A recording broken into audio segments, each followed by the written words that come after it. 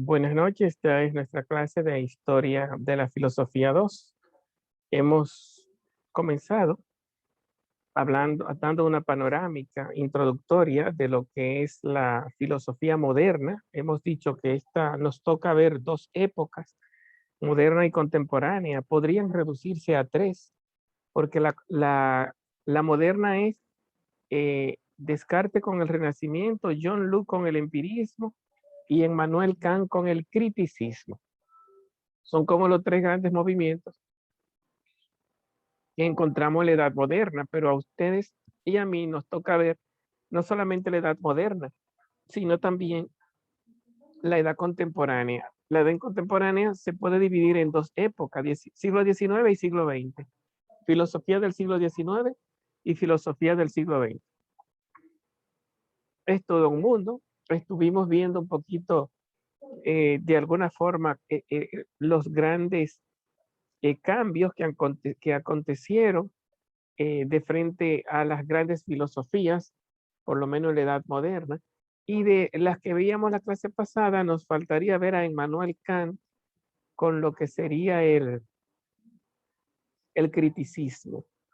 Poquito, ver si podemos hablar de Kant y ver cómo nos iluminamos un poco. Immanuel Kant es muy famoso porque se supone que eh, coge las dos filosofías antagónicas, el racionalismo de Descartes, que hace ciencia con la razón.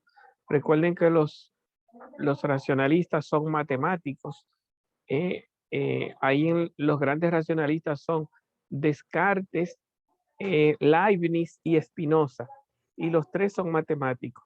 A Descartes les debemos las coordenadas cartesianas, la abscisa y la ordenada, que la vemos en geometría del espacio y geometría plana especialmente, con los cuatro cuadrantes, primer cuadrante, segundo, tercer, cuarto cuadrante. También se utiliza mucho en dibujo lineal. Eso es un invento de Descartes. Eran matemáticos, eran genios matemáticos. Y cuando piensan, buscan verdades que ellos le llaman a priori. No hay que ver las arañas de la luna para saber que dos arañas de la luna más dos arañas de Júpiter te van a sumar cuatro arañas interplanetarias. Eso es analítico, eso es lógico, eso es formal. Eso no hay que ir a ver las arañas. Mientras que eso es verdad, porque es una verdad matemática. Igual que aquella frase de que un triángulo es un polígono de 3 lados, un cuadrado es un polígono de 4 lados, un pentágono de 5, hexágono, heptágono, y así nos vamos hasta el miriágono. ¿Qué es un miriágono? Un polígono de 1000 lados. Nadie ha visto eso, pero matemáticamente eso es exacto. Un polígono de 1000 lados es un miriágono, una figura plana cerrada con 1000 lados. Entonces, ¿qué van a decir los empiristas? Si no lo veo, no es ciencia. No se hace ciencia con las ideas. El miriágono, las sirenas, son un mundo falso. Solo hay que hacer ciencia con lo evidente, con lo visible, con lo observable. Entonces, en contra del racionalismo, entra lo que se llama el empirismo. Entonces, Kant está en el medio de esas dos corrientes y Kant va a ser el fundador de la ciencia moderna. ¿Por qué es importante? ¿Por qué esta gente comienza a hacer filosofía de la ciencia? Cuando ustedes ven teoría del conocimiento, se van a encontrar con John Locke, con Descartes, con el empirismo, con el racionalismo. También cuando ven lo que se llama teoría del conocimiento, se van a encontrar con estos filósofos. ¿Por qué? Porque es una época en que las ciencias están naciendo, están surgiendo. Antes de la llegada de Colón a América, no existían las ciencias. Existía la teología en la Edad Media, existía la filosofía que la inventaron los griegos y se fue perfeccionando en la Edad Media.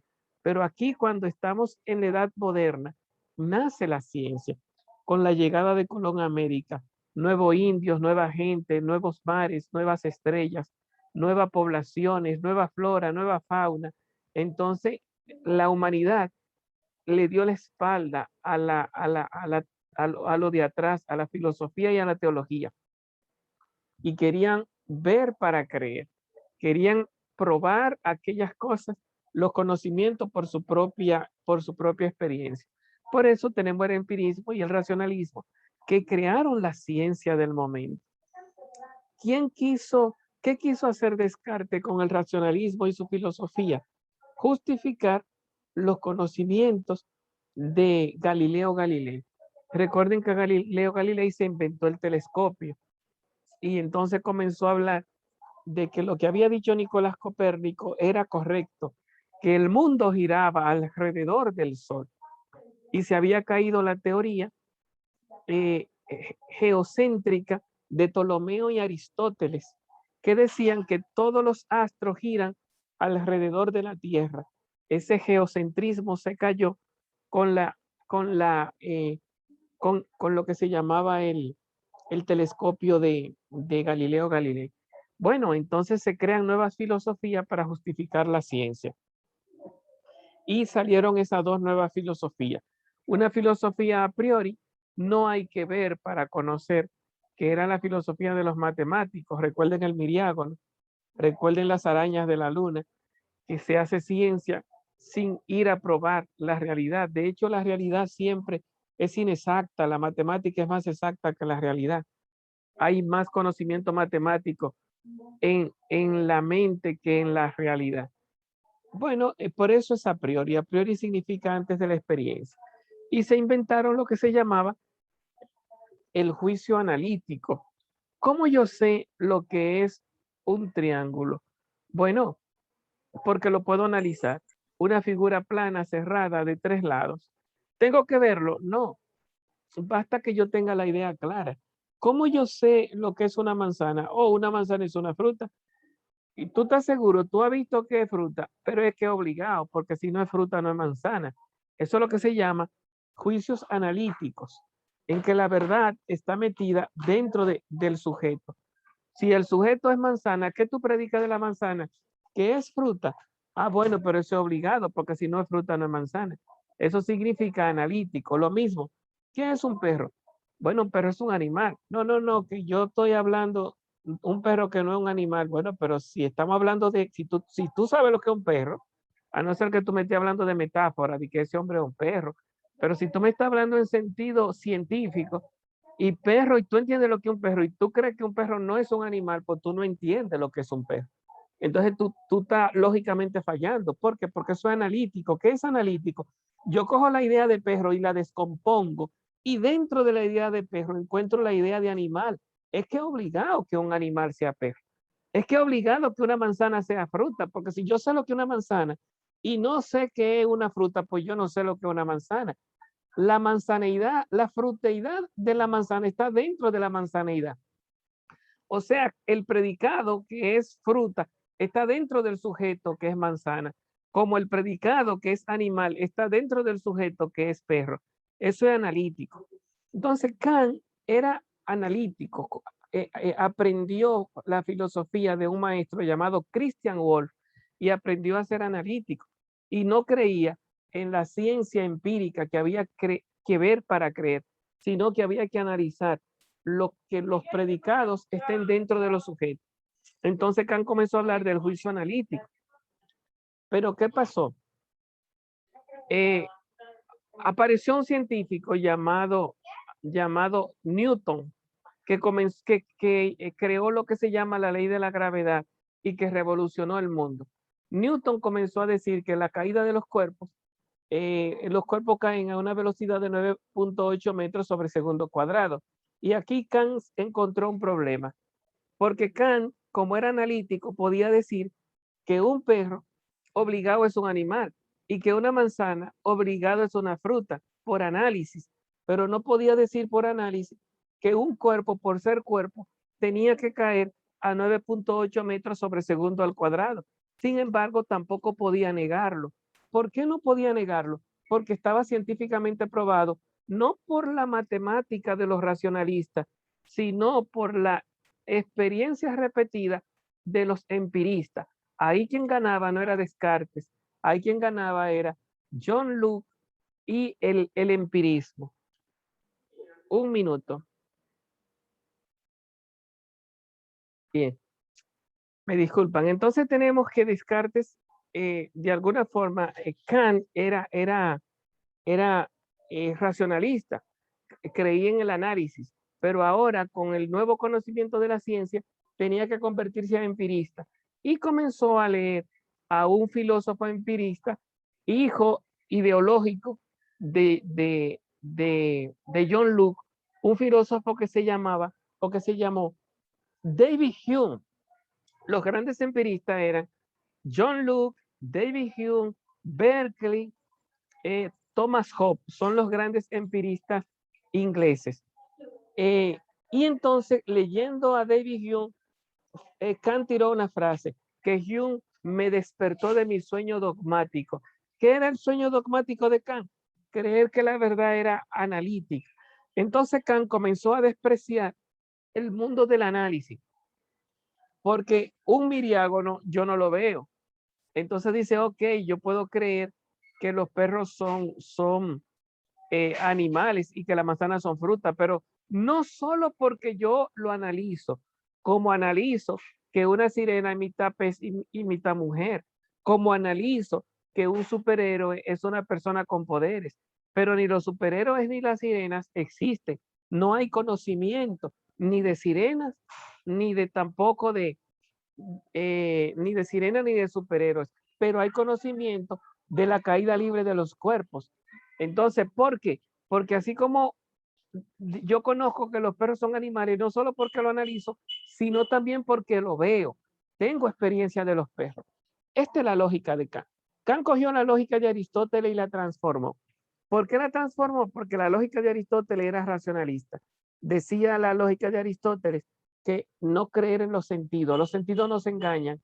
Y los empiristas con John Locke nos estaban enseñando que había que creer en los sentidos.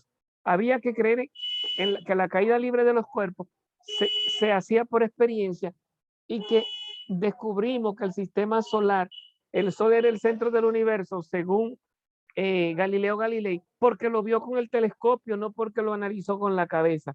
No era un análisis matemático, era la matemática unida con la experiencia, unida con la observación.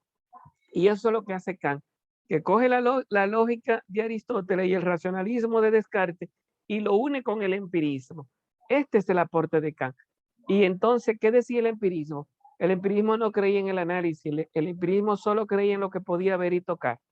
Por eso decía John Locke que la matemática no existe. John Locke no, Hume, David Hume, que la matemática no existe, que eso estaba en la mente de los filósofos, en la mente de los matemáticos, pero que él nunca ha visto un 2 y 2 son 4, o él nunca ha visto un triángulo. Él ha visto cosas triangulares, pero él nunca ha visto un triángulo matemático. Esas cosas son ideas, no son realidades. Bueno, entonces llega Kant y comienza a decir que las ideas sin experiencia están vacías y la experiencia sin ideas son desordenadas. Y hizo una unión entre las ideas de la mente y los conceptos de la realidad. Bueno, yo creo que he hablado mucho y yo creo que lo que he dicho hasta ahora es suficiente para que ustedes vayan al video y piensen un rato. La tareita que tienen es lo que no hemos terminado de decir en el día de hoy, que me diferencien entre juicios analíticos, que lo explicamos hoy, juicios sintéticos, que no lo hemos explicado, pero que hay que terminar de explicarlo, juicio sintético a priori y juicio sintético a posteriori. En Kant me tienen que buscar eso. Esa es la tarea para la próxima clase. Juicios analíticos, juicios sintéticos a priori y juicio sintético a posteriori. Y cómo Kant reconcilia, esa es la tarea, el racionalismo con el empirismo para crear una nueva ciencia, una nueva teoría del conocimiento. Bueno, si alguno tiene alguna pregunta, porque ya yo por hoy he terminado. ¿Qué preguntas tienen ustedes sobre lo que hemos visto?